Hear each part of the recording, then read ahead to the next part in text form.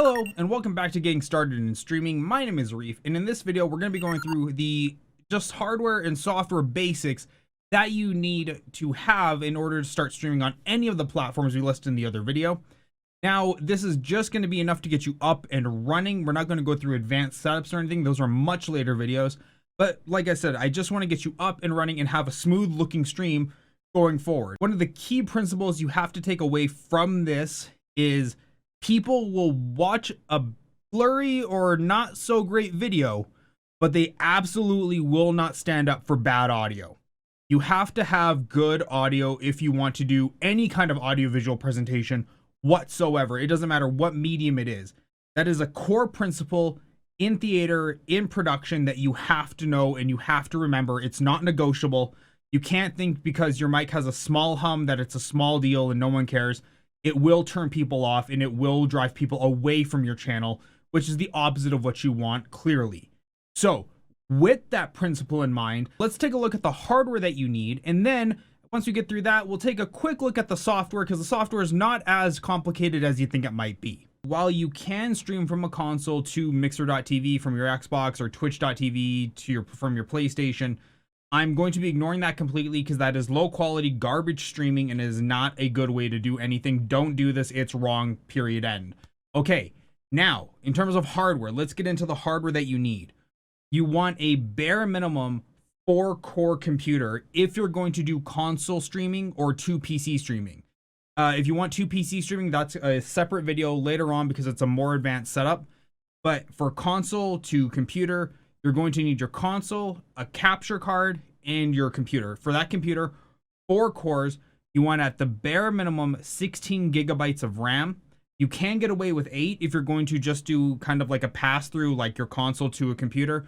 You can get away with 8, that is completely okay. But 16 is, for basically any computer, is really becoming the standard. Because if you're going to run like a set of Chrome windows, or you're going to run like video software, it's going to take a big tax on the computer and eat up a lot of memory, eat up a lot of CPU cycles. So you're going to want to make sure you have a bare minimum 4 cores and hopefully 16 gigs of RAM. But like I said, if it's a single like pass through PC, 8 gigs will do you fine. Now, if you want to do PC streaming, like PC gaming, PC streaming, and you want to do it all from a single machine, you want to have 4 cores hyper threaded or 6 cores.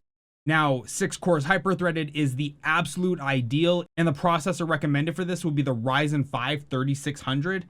But at the time of this recording, AMD has just announced the AMD Ryzen 3300X, which is 4 cores, 8 threads. So you can get away with something like that if you're on a very, very tight budget. But ideally, you would really like the Ryzen 5 3600 6 cores, 12 threads CPU. 16 gigs of RAM is once again what's recommended. And then for your GPU, if you're going to use a single PC streaming setup, you would probably want something more along the lines of an RTX 2060 Super. And I say super only because the difference between a Super 2060 and a non-Super 2060 is like $20 at the time of this recording. It's not that much money, and it's a far, far, far better GPU. So you just want to go with a 2060 Super, so that way you can leverage NVIDIA's NVENC encoder when you get to your OBS setup. That is a very nice thing to have. But once again, if you're on a very tight budget, you can absolutely use something like the GTX 1660. That would also do you just fine for the time being. But my personal recommendation is a Ryzen 5 3600, 16 gigs of RAM, and an RTX 2060 Super. There is the hardware that you need. Before you can even really look at the hardware, you probably want to know if streaming is even possible on your internet connection.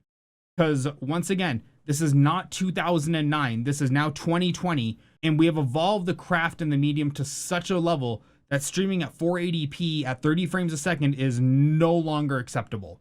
The bare minimum now to have a very watchable stream is 720/30, but that's kind of like the lowest, like one's foot in the grave kind of level. To be on a solid footing, you want 720p 60, And for that, you're going to need about 5 megabits upload. Now, to test your upload speed, you're going to want to go to speedof.me and run this test. After it runs the test, if your upload comes up at anything higher than 4 megabits per second, hey, you're good. If it comes out below 4 megabits per second, it's gonna be tight. That is for sure, because unless you're gonna do something like just a talk show where it's really you and a camera, if you're gonna run any games, then you have to factor in that bandwidth as well. So it might get a little bit tight. So you want 4 megabits and higher. That's truly really the bare minimum, considering your bandwidth on your upload speed for your OBS is going to be about 3.5 megabits per second. The next thing to talk about is audio. Like I said at the very top of this video, audio is incredibly important. Unlike video, where if your video is a little bit blurry or maybe not super crisp, audio does not afford you that luxury. With bad audio, if you have crackly audio, if you have distorted audio, if you have audio that sounds something a little bit like this, no one is going to stay in your channel. You will not maintain an audience with that, because bad audio is just hard for people to pay attention to. It's very distracting, and it's not the good kind of distracting. So when it comes to audio, you don't need the amps and the mixers like you'd see on something like my setup or some of the other bigger streamer setups. You really, just starting out, need a USB based microphone. Now, the Blue Yeti series is probably the standard for what most streamers use nowadays. It's very cheap, it's incredibly cost effective, and it will actually carry you very, very far. Blue comes out with 3 different models of the Yeti. You have the Blue Yeti Nano, you have the Blue Yeti Proper, and then you have the Blue Yeti Pro. The difference between these is the Blue Yeti Pro provides 5-pin XLR, so if you want to upgrade eventually in the future to a mixer with an amp, with all the other accoutrements, you can do that with the same microphone. It offers you that expandability for down the line. Most streamers just use the Blue Yeti Proper. The Blue Yeti Nano is a relatively new product from the company, so I don't think it's gained a lot of foothold in the big market space, but it's incredibly cost effective. It's a very small form factor microphone, and the quality is very good too, just like the Blue Yeti.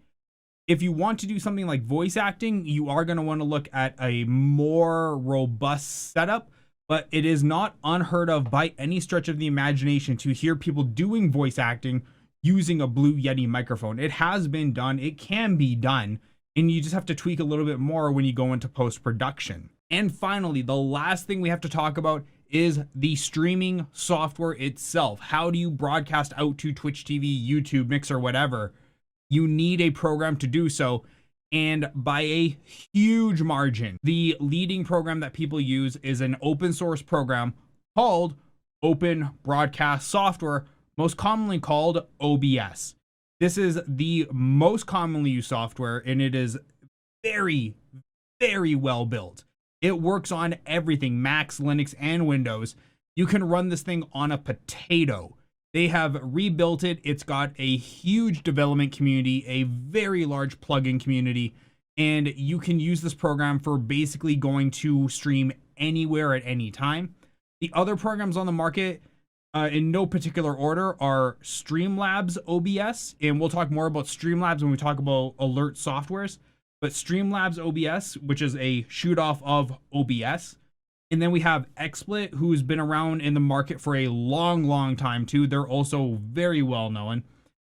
We have some Vapor software called Game Show, but that has been discontinued as of 2018, 2019. So that's dead, but if you see it floating around, that is an option. And then there's other more professional programs like vMix. That's very expensive. You don't want to buy that if you're just starting out. And Wirecast, which is actually losing popularity to OBS. If you are starting out, even if you're an established streamer, just use OBS. It works on everything. You can take your settings wherever you go. It's a great piece of software, and it's free. 100%, no accounts, nothing. Just download it, install it, and you're off to the races. It's very, very simple, and we'll cover more of that in a setup video later on. But yes, OBS, that is the program that you want. So just come to OBS Project and download the package that meets your operating system, whether that's Mac, Windows, or Linux. Okay, guys, there we go. I know, long video, but thank you for sticking with me. I hope this video helps you. If you are liking the series, leave a comment down below. Let me know if there's things I missed, if there's things you need me to talk about, or if there's things you want to see in future episodes. But remember, do like, comment, share, and subscribe, especially subscribe. We're trying to get to 1,000 subs. We're getting closer every day. We're hitting about 920 right now. So remember, hit that subscribe button. Helps me out a great deal. I've been Arif. This has been Getting Started in Streaming, and I'll see all of you on the next video. Bye.